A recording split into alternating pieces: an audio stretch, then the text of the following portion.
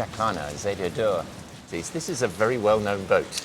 It is an extremely well-known boat. Every and person a very well-known personality behind it as well. I know, I got a big shoes to fill, that's for sure. Every person that you meet on the dock knows Azzurro or has sailed on Azzurro at some stage. It's quite amazing the amount of love that this little boat really has from everywhere in Australia and even around the world. We're learning about a news article in Indonesia today about the boat. So it's quite amazing. It is a responsibility, but I think we've got an awesome crew this year and we're very excited.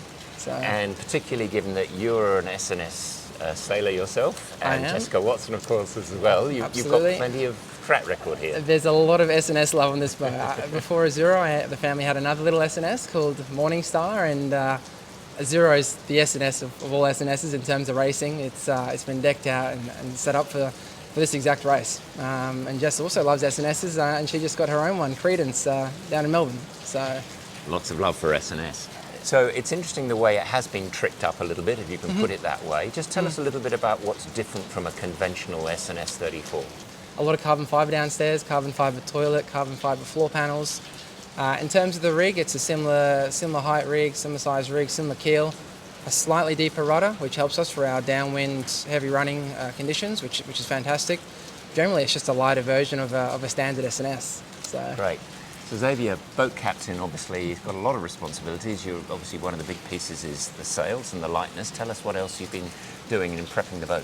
So apart from what we've been doing with DP's material, getting that weight out of the rig, getting the boat going fast, we've also been playing around with the Blooper, which has been. It started off as a bit of a joke. We're all excited that we had this sail, and as a crew, we've come together, and we're actually, after consulting the Brains Trust around Australia and around the world in people that really pushed in the IOR days, we've been pushing this little boat really hard with the wardrobe it's got.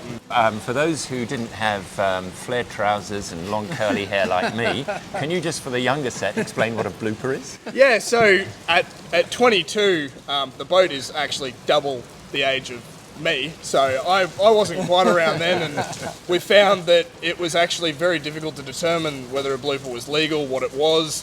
There was a lot of debate, but a blooper, it sits out the other side of your symmetrical kite, and what we're using it for is really to stabilise the boat in winds above the 16s to 18s.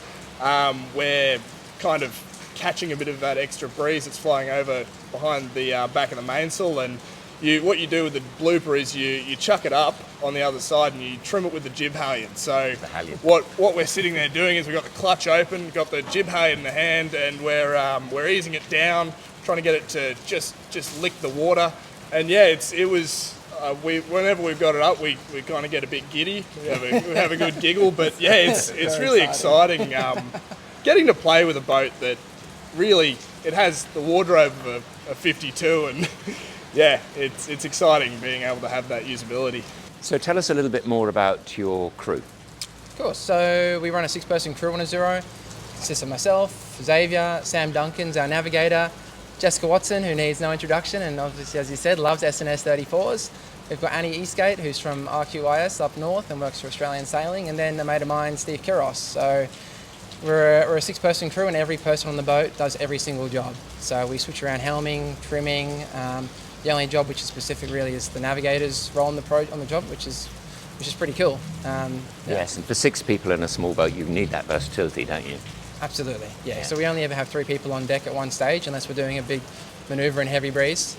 So we just keep a rolling roster, and that seems to work well. But generally, we have 6 awesome people on the boat, 6 mates. So. Xavier, just let's come back to the Polyant thing. Tell us a little bit about how that's getting used. When we picked up the sails in the loft, I was with Joel Turner and Cadrick, and we picked it up and we went, oh, that's a bit nuts. So it is, you'll notice a lot of people have made comments, it crinkles. It is an experimental material. Yeah. We've noticed that it does crinkle a lot, so you'll see it has little lines through it, but I'm going, okay, I'm happy to sacrifice a little bit of that aesthetic look for these sails that are just, the shape is insane. A bit of a testament to Cadrick making the sails. Having that ultra lightweight sail and reducing the weight on board is what we're really going for. And Jack, tell us a little bit about how it feels when you sail with these sails. As Xavier said before, when we put the second reef in and the third reef in, we had awesome sail shape, which is important, especially if we're going to see some heavy winds when we're sailing south. Cool. Well, we won't judge on aesthetics. We will judge on performance. So all the best with that. Thank you.